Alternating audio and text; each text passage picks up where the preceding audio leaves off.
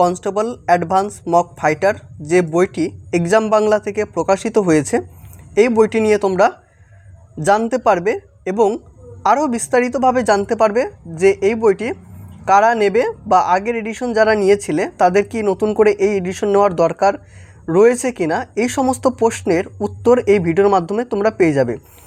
তার আগে বলে রাখি, ডাব্লিউপি কনস্টেবল এক্সাম ডেট যেটা পাবলিশড হয়েছে সেটা কিন্তু 30শে নভেম্বর। তোমরা ইতিমধ্যে প্রিপারেশন শুরু করে দিয়েছো। অনেক প্রকাশনীর প্র্যাকটিস সেট নিয়ে তোমরা হয়তো প্র্যাকটিস শুরু করে দিয়েছো। তো যে সমস্ত অলরেডি বাজার চলতি প্র্যাকটিস সেট রয়েছে, তো সেই সমস্ত বইগুলোর থেকে এই এক্সাম বাংলা পাবলিকেশনের যে বইটি রয়েছে এটি কিন্তু একটু ভিন্ন টাইপের করা হয়েছে। কি সেই ভিন্ন টাইপটা, সেই বিস্তারিত যে আলোচনাটা সেটা আমি করছি। দেখো, বইটির নাম রয়েছে WP constable advance mock fighter. এখানে আর একটা বিষয় তোমরা স্ক্রিনে দেখতে পাচ্ছ, লেটেস্ট এডিশন। এই বইটির মধ্যে তোমরা পাবে 15টি সাবজেক্টিভ প্র্যাকটিস সেট সমাধান সহ, অবশ্যই 40টি বিষয়ভিত্তিক স্পিড টেস্ট, বিগত বছরের প্রশ্নোত্তর, ফ্রি ওএমআর বুক লিস্ট যেটা তোমরা পেছনে পাবে প্র্যাকটিস করার জন্য। Effective for WP constable exam, full mark রয়েছে 85-এর। তোমরা জানো যে 85 মার্কের এখন থেকে পরীক্ষা হবে। আর একটা বিষয় তোমাদের মনে প্রশ্ন জাগতে পারে, সেটা কি ডাব্লিউপি কনস্টেবলের জন্য কি এই বইটা? তো সেক্ষেত্রে উত্তর হবে না। এটা তোমরা যখন বইটা নেবে, ডাব্লিউপি কনস্টেবল সেটা তো কভার করছেই, এর সাথে সাথে কেপি কনস্টেবল যেটা মেন এক্সাম যেটা রয়েছে বা এক্সাম প্যাটার্ন যেটা রয়েছে, সেই দুটো কিন্তু একই, ডাব্লিউপি এবং কেপি কনস্টেবল মেন যেটা এক্সাম রয়েছে। তো সেক্ষেত্রে এই বইটি কিন্তু তোমরা দুটো পরীক্ষার জন্যই নিতে পারো বা প্র্যাকটিস করতে পারো। তারপরে দেখো যে সাবজেক্ট ওয়াইজ যে আমাদের নম্বর বিভাজন যেটা রয়েছে সেটা হচ্ছে জেনারেল অ্যাওয়ারনেস এবং জেনারেল নলেজ থেকে 25 নম্বরে থাকবে, ইংরেজি থেকে 10 নম্বর, গণিত থেকে 25 নম্বর, রিজনিং থেকে 25 নম্বর। বইটির যেটা থিকনেস, খুব একটা মোটা বই নয়, পাতলা একটা বই, এবং কন্টেন্ট যতটুকু আমি বললাম সেটা কিন্তু তোমরা বুঝতে পেরেছো যে অনেকটাই কিন্তু আপ টু ডেট করা হয়েছে। এখানে আর একটা বিষয় আমি তোমাদের বলবো, যারা তোমরা চ্যানেলে নতুন রয়েছো অবশ্যই সাবস্ক্রাইব করে দিও, কারণ এই চ্যানেলে মূলত বিভিন্ন সরকারি চাকরি বইয়ের কিন্তু রিভিউ এসে থাকে। তো অবশ্যই সকলে সাবস্ক্রাইব করে দিও। এবং যদি মনে করো যে টেলিগ্রাম গ্রুপে জয়েন হবে, তো সেক্ষেত্রে ডেসক্রিপশনে টেলিগ্রাম গ্রুপের লিঙ্ক দেওয়া থাকবে, তোমরা সেখান থেকে অনায়াসে জয়েন হয়ে যেতে পারো। এবং বইটির এমআরপির কথা যদি বলি, এমআরপি রয়েছে 300 টাকা। তোমরা যেই দোকান থেকে নেবে সেখানে তো একটা ডিসকাউন্ট পেয়ে যাবেই, বা স্ক্রিনে দেওয়া নাম্বারে তোমরা যোগাযোগ করতে পারো, বা আমি যে দোকান থেকে মূলত বইগুলো সংগ্রহ করে থাকি, Sourav book and magazine centre, সেই দোকান থেকেও তোমরা নিতে পারবে। আমি নাম্বারটা ডেসক্রিপশনে দিয়ে রাখছি, তোমরা যোগাযোগ করে নিও। দেখো, প্রথমে এখানে টোটাল 15টা ফুল লেন্থের মক টেস্ট পাবে। তারপরে রয়েছে ডাব্লিউপি কনস্টেবল মেন 2022-এর প্রশ্ন। তারপরে যেটা বিষয় সেটা হচ্ছে স্পিড টেস্ট, সাবজেক্ট ওয়াইজ তোমরা কিন্তু স্পিড টেস্টটাও দিতে পারবে। সেটা কি আমি একটু পরেই দেখাচ্ছি। প্রথমে প্রশ্নটা হচ্ছে constable main advance mock fighter 1 নম্বর প্র্যাকটিস সেট। এখানে তোমরা লক্ষ্য করবে যে 85 মার্কের যেটা আমাদের পরীক্ষা হবে, যেমন তোমরা পরীক্ষা হলে বা সেন্টারে বসে যেমন পরীক্ষাটা দেবে, সেই ফিলটা কিন্তু তোমরা এই প্র্যাকটিস করার সময় তোমরা পাবে। কারণ হচ্ছে এই প্রশ্নগুলো যেটা দেখতে পাচ্ছ সেটা কিন্তু র্যান্ডম প্রশ্ন করা হয়েছে, ইতিহাস থেকে, তোমার বিভিন্ন জায়গা থেকে বিভিন্ন রকমভাবে কিন্তু প্রশ্ন করা হয়েছে, যেমন তোমরা পরীক্ষা সেন্টারে একইভাবে পাবে।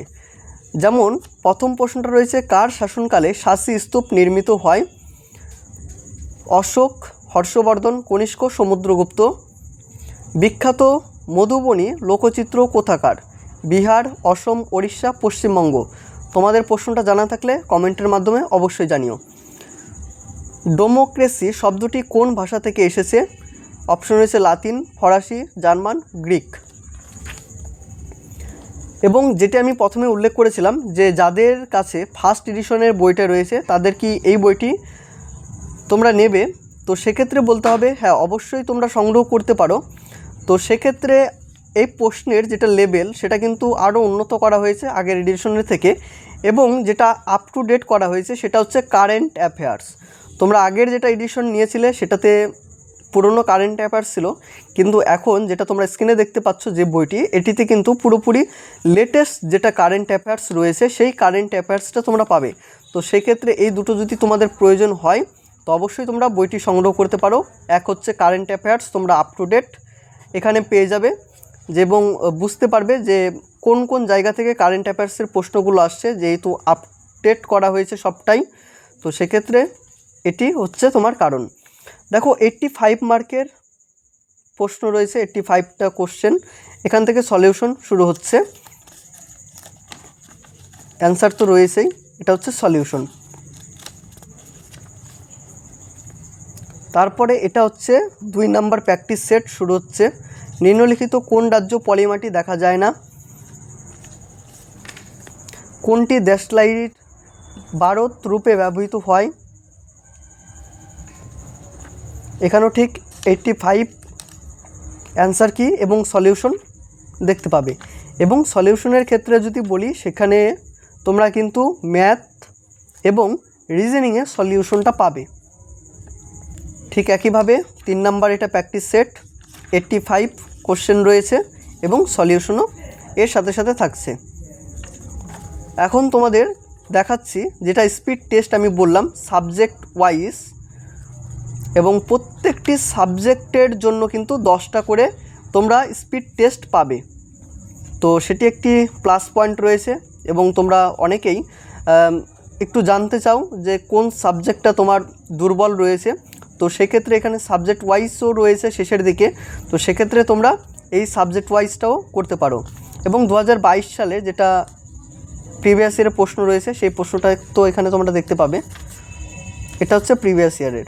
এখান থেকে শুরু হচ্ছে speed test, GA GK speed test 1 number.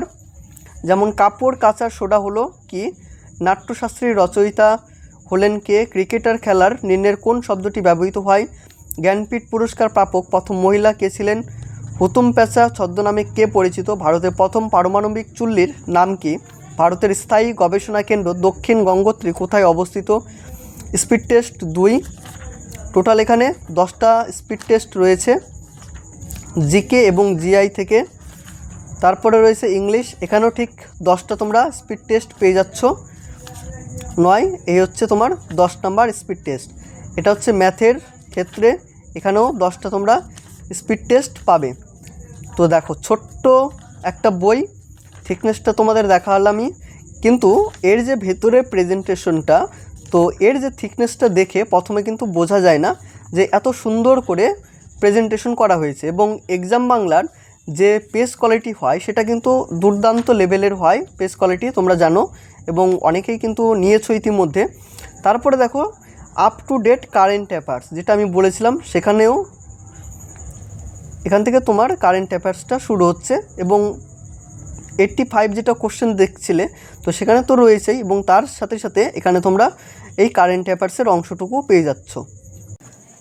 এবং এখান থেকে শুরু হচ্ছে যে ওএমআর শিট, এখানে দেখো প্রায় অনেকগুলো ওএমআর শিট রয়েছে তোমাদের প্র্যাকটিস করার জন্য। তাহলে বইটি সংগ্রহ করো, ওএমআর শিট নিয়ে বসো এবং টাইম অনুযায়ী তোমরা পরীক্ষাটা দিতে থাকো 85 মার্কের। তো দেখো এই বইটি সম্পর্কে আশা রাখি তোমাদের আর কোনো প্রশ্ন নেই। যদিও থেকে থাকে তোমরা অবশ্যই কমেন্টের মাধ্যমে জানিও যে তোমরা আর কি বিষয় জানতে চাচ্ছ। তো আমি ভিডিওটা বেশি বড় করছি না তোমাদের দেখার সুবিধার্থে। দেখা হচ্ছে অন্য কোনো ভিডিওতে, ততক্ষণ পর্যন্ত সকলে অনেক ভালো থেকো, সুস্থ থেকো।